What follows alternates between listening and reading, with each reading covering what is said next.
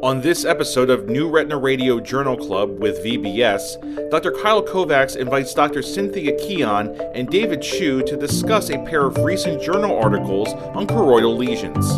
Stick around after the break when they further explore the topic with a free-form conversation.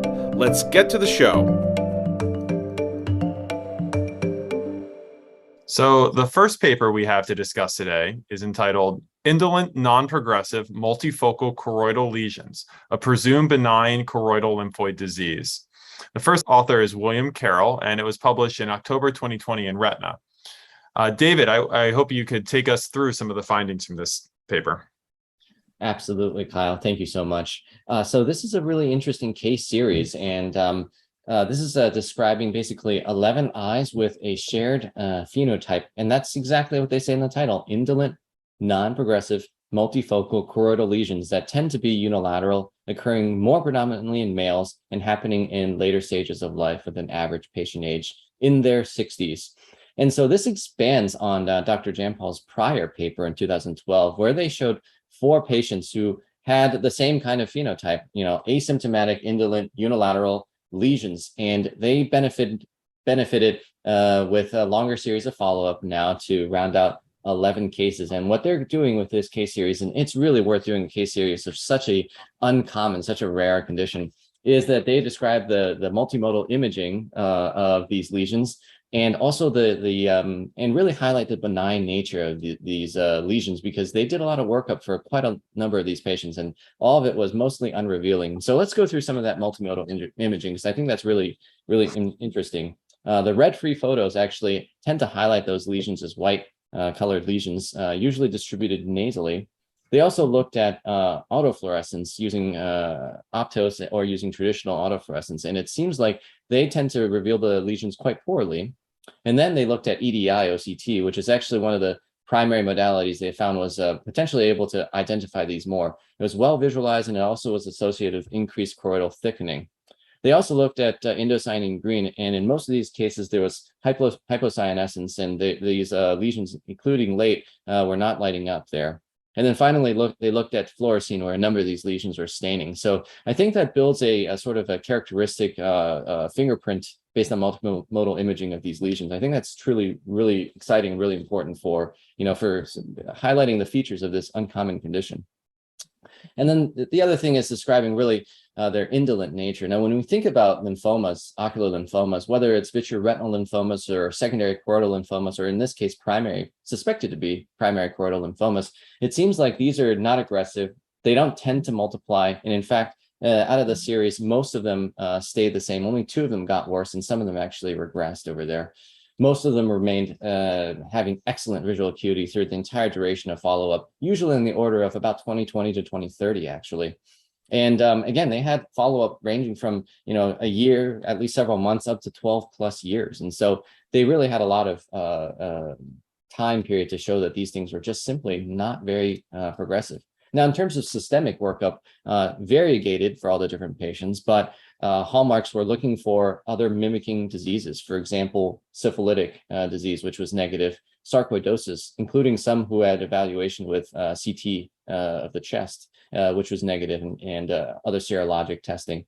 Looking for, importantly, birdshot, A29 negativity, HLA-A29 negativity, and MRI of the brain, making sure that there was no lymphoma infiltration into the central nervous system. And those are in general negative as well. And so it rounds out the systemic surveillance and what's probably appropriate, or what's been tried over here for these patients, and has been largely reassuring. And so I think, for something like this, we're really dealing with something uncommon here, and to have a large series like this, I think, is really worthwhile. And I love to learn things like this, because this is one of these papers I definitely learned a ton about for a condition I, comparatively know very little about. Well, thanks, David, for going on a safari for some zebras for us and enlightening us. Cynthia, I don't know if you have any quick takeaways from this paper. Kyle, and I mean, I think, first of all, it's great for bringing attention to a part of, retinal pathology we don't necessarily encounter very often or think of very often. Already every time there's a suspected intraocular lymphoma case, I feel like, first of all, I have to converse with my colleagues in uveitis oncology, and now we have this choroidal lymphoma, right? So, the first thing that struck me when I looked at the paper and some of the images was just how, on first look, it really looks like birdshot. So it just, struck a very interesting chord saying, it's really interesting and important to think about, as you were saying, Kyle, a zebra, but if it's so similar, we got to become more comfortable and think about the wider differential, because it could mean very different things about outcome and treatment course and the evolution of these patients. Great. Well, on that note, we can move on to a further enlightenment of a little bit more of this zebra phenomenon. Cynthia, I'm going to ask you to go through our second paper today, which is entitled Indolent Non-Progressive Multifocal Choroidal Lymphoid Lesions, a Clinical Histopathological Correlations. The first author is Alia Abdelhakim, and this was published recently in March 2022 in Ophthalmology Retina. Great. Well, first of all, thank you, David, for so nicely setting off, the background already, because I think this study, which is not yet fully published, is coming out later this summer, is really a nice continuation of that story about choroidal lymphoma. And what we see here is actually it's a one single case study of a patient in whom the authors were able to obtain a postmortem analysis with immunohistochemical studies to kind of take a deeper look at the suspected etiology and the nature of the cells. And the patient, as mentioned, was started as a 77-year-old, but then over the course of 19 years was followed with multimodal imaging over many years. And David already mentioned a lot of the testing, including both ocular imaging, so angiography photos, ICG, in addition to PEN workup with MRIs and neuroimaging, which followed him. And he basically maintained excellent vision, 20/30 vision for the course of this follow-up, and finally passed away from actually non-ocular causes. He did have other forms of neoplasms that were treated, and he passed away from a direct cause of that. But then the eye was able to be preserved and then was sent for staining about 21 hours post-mortem. And what was confirmed on the further analysis was that, first of all, in terms of staining, CD20 staining was positive, confirming the B cell nature of the lesion. And the main conclusion from that study was that basically what they saw was that the tissue was most akin to what is known as extranodal marginal zone lymphoma of mucosa-associated lymphoid tissue, or MALT lymphoma. And obviously, I think we'll have further discussions about all the different classifications of neoplasms and lymphoma, but this is, using the most recent WHO classification, this was what the authors thought was the most similar to, wider body systemic types of lymphoma. And the conclusion, once again, was reassuring in the sense that the lesion stayed stationary for almost 20 years, didn't demonstrate any local or invasive behavior, and the patient really maintained very good visual prognosis throughout the follow-up period, and that it's very distinct from other types of aggressive, both uveal and choroidal lymphoma, or obviously primary intraocular lymphoma as well. Thank you for that summary, Cynthia. Really a nice, even though it's just sort of one patient, obviously a really, really important, I think, nice pairing with the other paper. David, do you have any quick reactions to this paper? I think it's really interesting. We get so little of the true clinical pathologic correlation with histology. I really love it. And I mean, it provides as close to an answer, a ground truth as possible. So I really love that. And you get the MALT lymphoma diagnosis.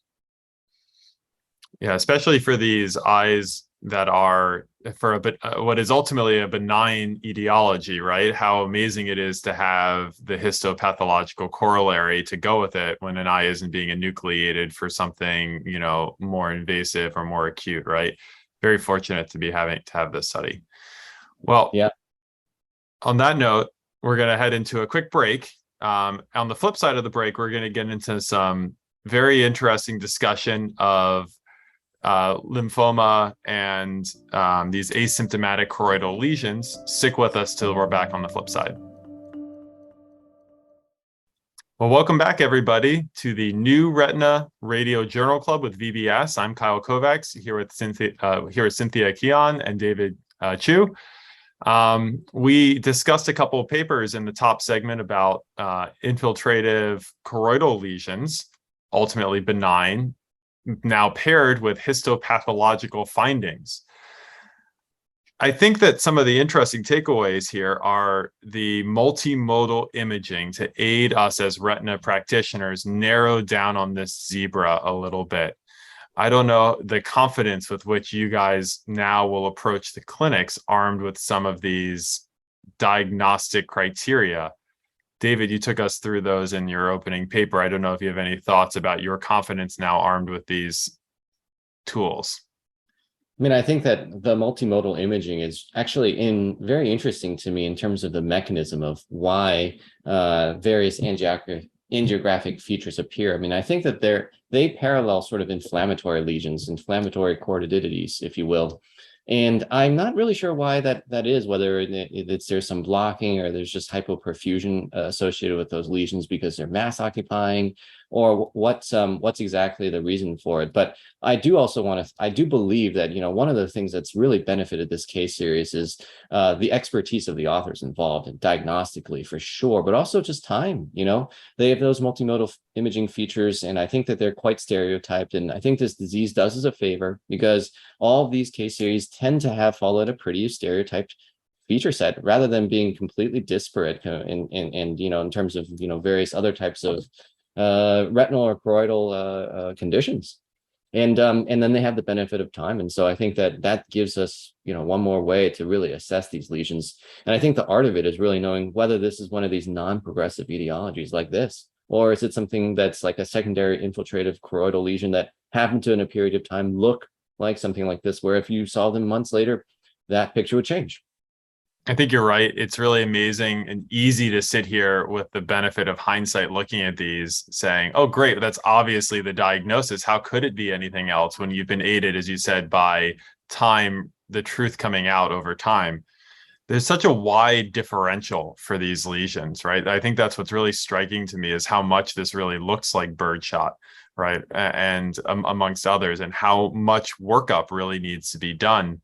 I don't know, Cynthia, if you have some thoughts about the workup that's entailed in this, both the ocular, the systemic. Are you handling it yourself? Are you sending them to your colleagues to help you with this? Yeah, well, I'm definitely calling up my nearest, uveitis and ocular oncology friends to, just to have multiple people take a look. Just like we said, the multi-imaging helps. The systemic workup also helps. And I think it's nice that both of the papers we discussed come from Dr. Lee Jampal's group, and he has the expertise and the critical mass to have seen multiple cases of these to be able to make that pattern recognition. Because I think most of us, to be honest, we probably might see maybe one such case, and even then, are we maybe perhaps interpreting one as a birdshot when in fact it's one of these indolent non-progressive lesions, because we're saying some of the distinguishing factors,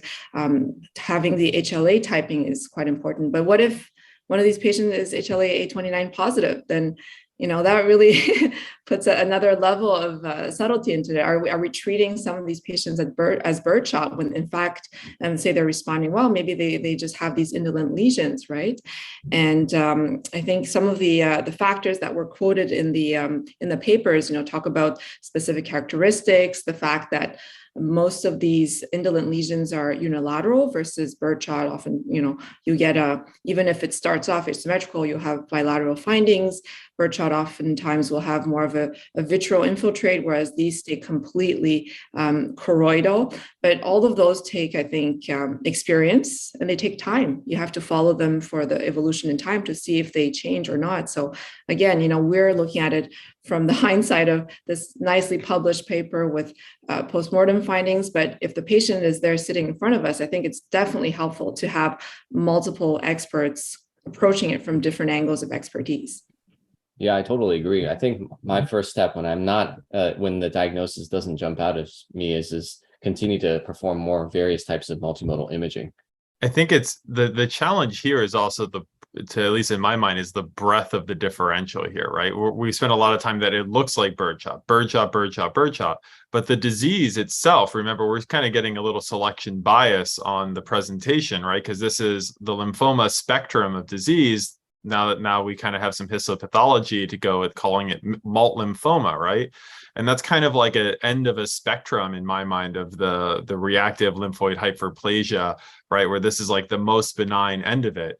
And, I feel like, as you said, it's like to fit into this exact cohort, you have to hit every single one of, Dr. Jampol's criteria, right? And if it's not hitting every single one of those criteria, it's obviously not this, right? And that's in part because this is a really well-described specific case series for inclusion of it, right? So to be included you have to hit all of the inclusion criteria. But I think that makes it really a challenge to parse out the whole spectrum of lymphoid infiltrative diseases, right? When we have this really nice benign end of it and teasing out some that are a little less subtle. I don't know about you guys, but I'm not sending these patients, I'm sending these patients to our ocular oncologist. I don't feel confident enough to make the decision myself that they don't need to see my colleagues down the road. I don't know if you feel differently. 100% agree. It's also a good review of the new classification and terminologies in lymphomas. Like, I think, Kyle, as you're saying, the terminology, the reactive lymphoid hyperplasia, now, as you're saying, we're realizing those cases in the past were probably describing a subset of these patients. And it's nice as time goes on to consolidate the terms and renew our understanding and have the sort of the newest revised classifications to work with so that we're, in sync with our ocular oncology colleagues and, as we learn for that field too. Any other last thoughts? Anybody looking for lumps, bumps, and shifting over to ocular oncology for their profession? I'm certainly not. I think this is a great review of a condition that's just so uncommon. Wonderful. Well, on that note, let's start to wrap things up here. I really would like to thank my panelists here, Cynthia and David. What an absolute delight to share the radio waves with you. And I'd also like to thank our audience for listening to the new Retina Radio Journal Club with VBS. Please stay tuned in the future for further episodes.